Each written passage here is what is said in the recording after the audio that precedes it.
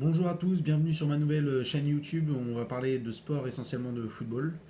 Pour commencer cette vidéo, nous allons évoquer la soirée européenne d'hier de Ligue des Champions avec les deux matchs entre Real Madrid, Manchester City et Arsenal Bayern Munich. Tout d'abord, en introduction, dire qu'on a passé peut-être la meilleure soirée européenne depuis le début de la saison. Il y avait tout dans ces deux matchs, intensité, technique, tactique, les beaux buts, des chefs-d'œuvre. Donc c'était une belle soirée européenne, peut-être la meilleure depuis le début de la saison. On va commencer par le match entre le Real Madrid et City. Déjà, noter pas mal d'absents sur le plan défensif des deux côtés, en sachant que Chouameni jouait dans l'axe côté madrilène et que côté City manquait notamment Kyle Walker et Nathan Ake. Tactiquement, on a eu deux équipes un peu en opposition de style. Le City où on savait qu'ils allaient avoir le ballon et le Real Madrid qui opérait en transition mais qui était très efficace en transition. Le premier but vient dès la première minute sur une erreur de Chouameni qui sera suspendu d'ailleurs au match retour. On a vu cette équipe de Manchester City très efficace dans un premier temps avec un beau coup franc de Bernardo Silva. Après, on a vu que le rapport de force s'est un peu inversé.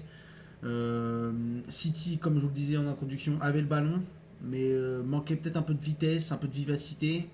Et pendant ce temps-là, le Real Madrid était tout le contraire, peut-être en train de subir, mais avec un gros pressing. Bloc pas forcément haut, mais plus bloc médian.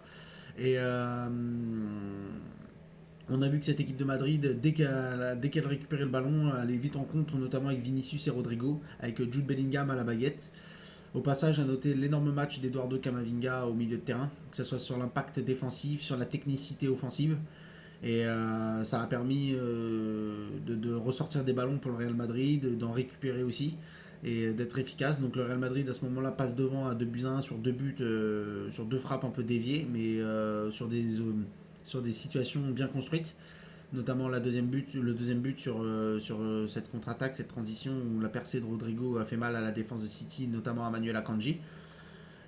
Donc voilà, à la mi-temps, City, le Real mène 2-1. City se doit de changer un peu les choses et après ils reviennent mieux dans la deuxième mi-temps avec plus de vitesse dans les transmissions, plus d'impact physique, plus de duels gagnés, plus d'efficacité offensive et puis il y a deux chefs-d'œuvre, que ce soit celui de Phil Foden pour l'égalisation ou celui de Josco Guardiol pour repasser devant à 3-2. À ce moment-là, on se dit que le Real Madrid sera en difficulté, que ça sera difficile de revenir dans ce match, mais on sait qu'avec le Real en Ligue des Champions, tout est possible. Et ça s'est vérifié avec cette passe, ce centre de Vinicius, cette reprise de volée magnifique de Federico Valverde, qui fait le score à 3 partout. Donc ça c'est pour la lecture du match. Le score me semble plutôt logique parce que le Real a plus tiré au but en première mi-temps, City a plus tiré au but en deuxième mi-temps. Je pense que chacun a eu sa mi-temps au niveau des situations de but. Euh, pour le match retour, je pense que Manchester City a sans doute peut-être un petit avantage un peu à l'instinct de l'année dernière. Ou Manchester City, je pense que ça sera du soit ça, les 55-45 ou du 60-40 pour Manchester City, parce qu'ils seront à domicile, parce qu'ils auront la patte Guardiola, parce qu'il y aura le retour de De Bruyne. Je pense que Guardiola fera ses 5 changements au match retour, alors qu'il n'en a fait qu'un hier avec la rentrée d'Alvarez pour Phil Foden. Euh, Petit avantage à City, mais avec le Real, tout est possible. Et on a vu que c'était un match passionnant. De l'autre côté, du côté du match entre Arsenal et le Bayern Munich, on a vu que, pareil, cette équipe d'Arsenal avait le ballon, mais qu'à chaque phase de transition, le Bayern pouvait être dangereux. Arsenal ouvre logiquement le score en début de match sur Bukayo Saka. Petite erreur de Gabriel sur l'égalisation qui permet à Goretzka de lancer Serge Gnabry dans la profondeur et d'égaliser. Après, penalty sur une grosse percée de Leroy Sané, penalty logique selon moi pour le Bayern Munich qui permet à Harry Kane de marquer un énième but contre Arsenal après tous ces buts qu'il avait marqués avec Tottenham. Ensuite, voilà, on a eu un match où le Arsenal a essayé de revenir dedans et logiquement égalisé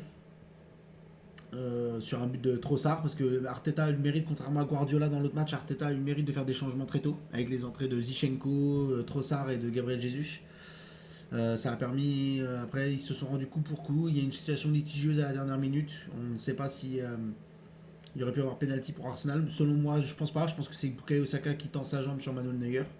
Mais on a vu que tactiquement, c'était quatre équipes, parce que on peut mettre les deux matchs ensemble, quatre équipes qui étaient au point tactiquement. Et, euh, et ça a permis de rendre cette soirée européenne à 10 buts quand même, 10 buts en deux matchs. Et ça a permis voilà, de nous régaler devant ces matchs de Ligue des Champions. Voilà pour cette vidéo qui débriefe succinctement ces deux matchs. Et prochaine vidéo demain pour le débrief de Paris Saint-Germain-Barcelone. Bonne journée à tous.